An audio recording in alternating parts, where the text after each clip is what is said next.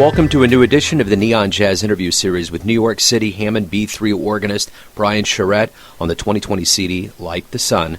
He also talked about COVID-19 and so much more.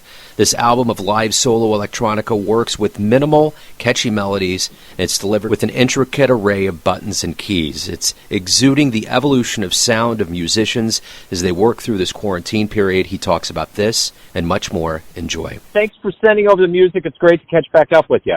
Great to talk to you. I really enjoyed the album. And, thank you. You know, I'm at my core, I love jazz, but I also really love the electronica vibe, and I'm noticing there's been some artists that have been kind of mixing both of those worlds up. So talk to me a little bit about this project. Well, for a number of years, I've been trying to get like a solo representation of my music where I would have sequencers and drum machines. I've always been very interested in the technology, and I was actually very into electronic music when I first came to New York and was even doing that more than jazz. Around 1994 or so, I was doing lots of electronics, but at a point I started to play organ all the time.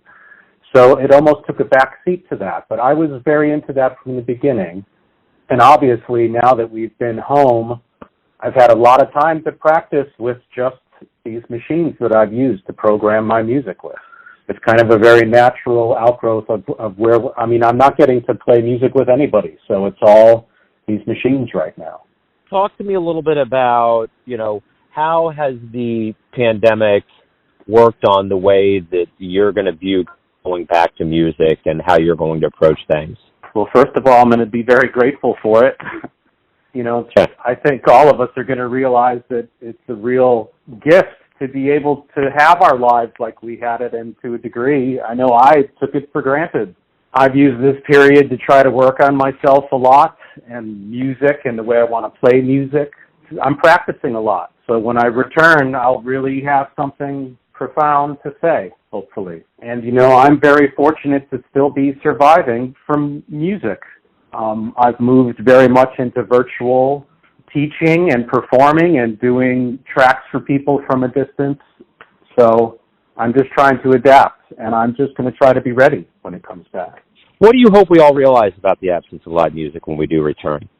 I hope we realize that it's a gift, that it's not to be taken for granted. I think you're going to see when you can actually have live performances again, I think people are going to be very interested in it, especially when it first comes back. You know, the first time there's not some big fear of sickness. It's people are going to go nuts. You know, my friend Dred Scott said right after the 1918 Spanish flu, there was the Roaring '20s. I think it's very likely that it will be like that. But I think it's going to be like this for a little while longer, too. Without a doubt.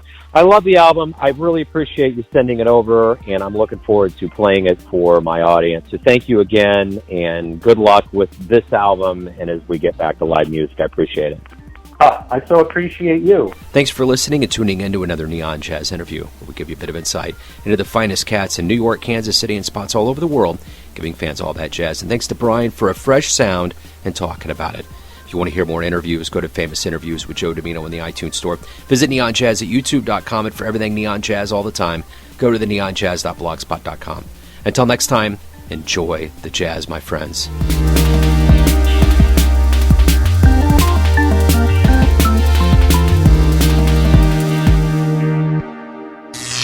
Neon Jazz.